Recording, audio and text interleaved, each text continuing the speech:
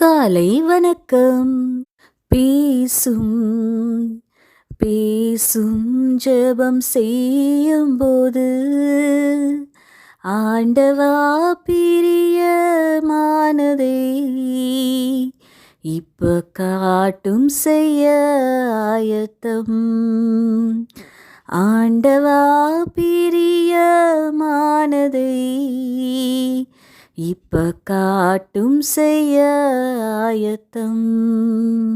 ஆமாங்க, ஒரு கிராமத்துல ஒருத்தர் அழகான ஃபார்ம் ஹவுஸ் வைத்திருந்தாராம். அதுல ஆடு, மாடு, கோழி என்று மிருக ஜீவன்களையும் சில பறவைகளையும் வைத்திருந்தாராம்.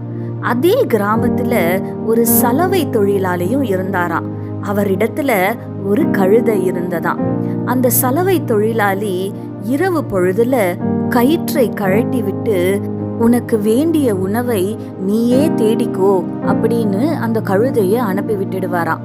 இரவெல்லாம் உணவை தேடி சுற்றும் கழுதை எப்படியோ இந்த ஃபார்ம் ஹவுஸ்ல இருந்த அனிமல்ஸோட ஃப்ரெண்ட் ஆயிடுச்சாங்க. இரவு பொழுதுல கழுதை நேரா இந்த ஃபார்ம் ஹவுஸுக்கு வருமா.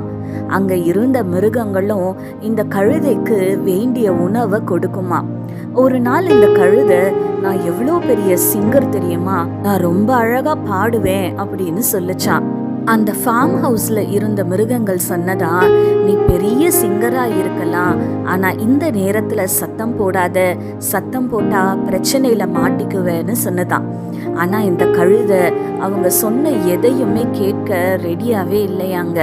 அவர்களுடைய புத்திமதியை அசட்டை பண்ணினதா. சத்தம் போட ஆரம்பித்ததும் அந்த ஃபார்ம் ஹவுஸ் ஓனரும் அந்த ஃபார்ம் ஹவுஸ காவல் காத்து கொண்டிருந்த காவல்காரர்களும் ஓடி வந்து இந்த கழுதையை நன்றாக அடித்து அங்கிருந்து துரத்தி விட்டாங்களாங்க. காயங்களோடு அந்த கழுதை அங்கிருந்து பரிதாபமாய் நடந்து போனதா. ஆமாங்க, நீதிமொழிகள் 23ஆம் அதிகாரம் 12ஆம் வசனத்துல நாம் இப்படியாய் வாசிக்கிறோம். உன் இருதயத்தை புத்திமதிக்கும், உன் செவியை அறிவின் வார்த்தைகளுக்கும் சாய்பாயாக என்று.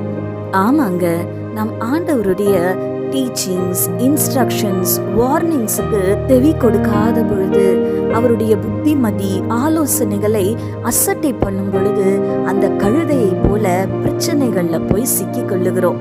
இந்த காலை வேளையில நம் இருதயத்தை புத்திமதிக்கும், நம்முடைய செவியை அறிவின் வார்த்தைகளுக்கும் சாய்க்கும்படி நம்மை ஒப்பு கொடுப்போமா? ஒருவேளை ஆண்டவருடைய இன்ஸ்ட்ரக்ஷன்ஸையும் வார்னிங்ஸையும் அசட்டை பண்ணினதுனால ஏதாவது பிரச்சனையில சிக்கி கொண்டிருப்பீங்கன்னா, ஆண்டவரிடத்துல அதை ஒப்பு கொடுத்து மன்னிப்பு கேட்டுருங்க. கர்த்தர் நிச்சயமாய் மனம் இறங்கி அந்த பிரச்சனையிலிருந்து உங்களை விடுவிப்பாருங்க. தைரியமாய் இருங்க. கண்களை மூடி ஆண்டவரை நோக்கி பார்க்கலாமா? எங்கள் பரிசுத்த பரலோக பிதாவே, உம்மை துதிக்கிறோம் அப்பா, உம்மை ஸ்தோத்தரிக்கிறோம். இதோ இந்த காலை வேளையிலுமாய் தகப்பனே அப்பா, எங்களுடைய இருதயத்தை புத்திமதிக்கும் ஆண்டவரே, எங்களுடைய செவியை ஆண்டவரே அப்பா அறிவின் வார்த்தைகளுக்கும் சாய்க்கும்படி கர்த்தாவே எங்களை ஒப்பு கொடுக்கிறோம் ராஜா.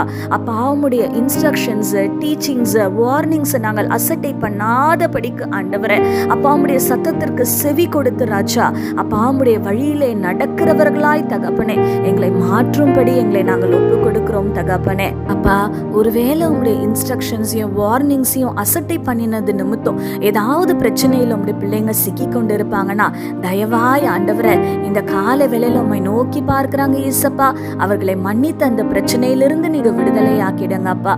நீங்க உங்க பிள்ளைங்களுடைய வாழ்க்கையில செய்ய போகிற பெரிய காரியங்களுக்காக உமக்கு நன்றி செலுத்துகிறோம். துதி கன மகிமை யாவும் உமக்கு செலுத்துகிறோம். இயேசு கிறிஸ்துவின் வல்லமையுள்ள நாமத்தினாலே கெஞ்சி மன்றாடுகிறோம் பிதாவே, ஆமேன்.